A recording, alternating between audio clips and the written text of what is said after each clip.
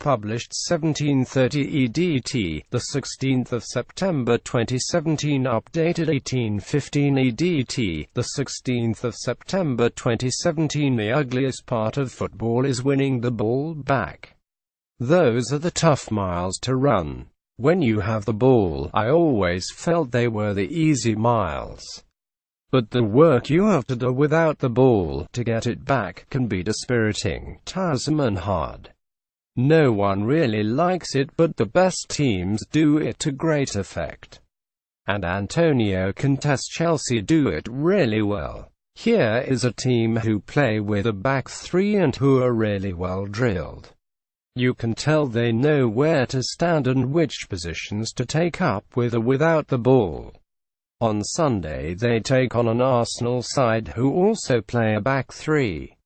But in contrast, Arsenal look like a team who happened upon the back three as a formation which got them through a few results. Even on Thursday night against Cologne, they switched to a back four and looked more comfortable. Arsenal look great when they have the ball, but can be utterly woeful without it. I'm honestly not sure how much Arsene Wenger would have worked on the system. When they play it, it looks like something they fell upon rather than something that had been long in the planning. And the Arsene I know from Monaco was not a man to spend a lot of time playing 11 versus 11 in training and micromanaging exactly where you should stand positionally. In general, Arsenal do not defend as a team. There does not seem to be a theory. When they have the ball they are great, without ball they are not. It does not look as though there is anything systematic about the way they close down and press. Arsene Wenger was out on the training ground as his Arsenal side prepare for Chelsea. It took Arsene Wenger 20 years to decide a back three was the future, and even then he said it is not a long-term plan, writes Stephen Davies. That was in March after a 30 defeat at Crystal Palace, but it was seen as the platform for a season-ending run of 9 wins in 10. But twice this season, after falling behind at Stoke and Liverpool, Wenger has reverted to a back four, to no avail either time. And HES used 7 different players in the three-man line in 16 matches. Contrast that with some of the rivals. You can tell Chelsea are well drilled on the training ground, that Tottenham know what they are doing pressing. Even Liverpool, with their defensive problems, clearly have a system in place. Of course, Arsene would work on the defensive side, but never in the repetitive, systematic way that some of these coaches seem to.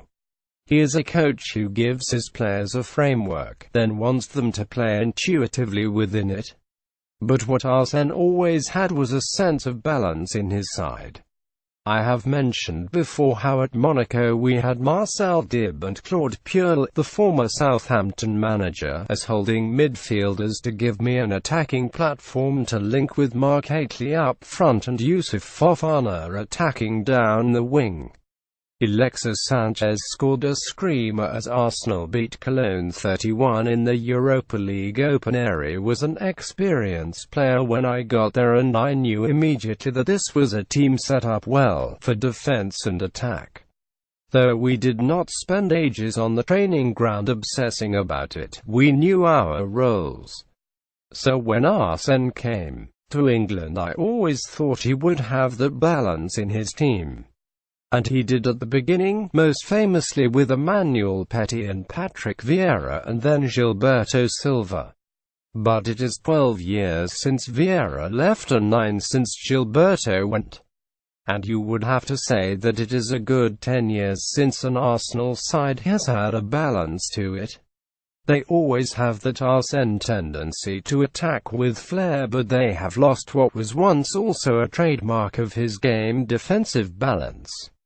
Chelsea's back three provide that crucial balance because Conte looks like he has worked long and hard at where they go with the ball and what positions to take up without the ball. Chelsea have won the previous 5 home Premier League encounters against Arsenal, so you fear for Arsene and his team at Stamford Bridge. Arsenal have not won there since 2011. They have only scored 2 goals there since that time. The game comes at the wrong time after the 10 defeat at Stoke and the 40 defeat at Liverpool. They have beaten Bournemouth and Cologne since then, but everyone knows this is the real test. And you fear for the club. The division among the supporters last season became so bad that it seemed to affect everything. The FA Cup win and the new contract for Arsene put a sticking plaster over the open wounds. But the scars run deep and, like any relationship in its final days, whenever something goes wrong, you end up arguing about the same things. Wenger is set to recall his first-team regulars against Chelsea on Sunday afternoon, so it is with Arsenal. It only takes one defeat for people to start picking at the scabs and opening up the old wounds. It is sad for Arsene. He does not deserve that. But there is hope. When they beat Chelsea 3-1 in the FA Cup final, it was the best performance of the season. That day they ran, harried and hunted for the ball. In short, they did the hard miles, not just the easy miles. It should not take an FA Cup final to motivate Arsenal. The coaches and the players need to address that. For when Arsenal produce a performance like that final, they look like a team. The problem is that it has happened all too rarely in the last 10 years.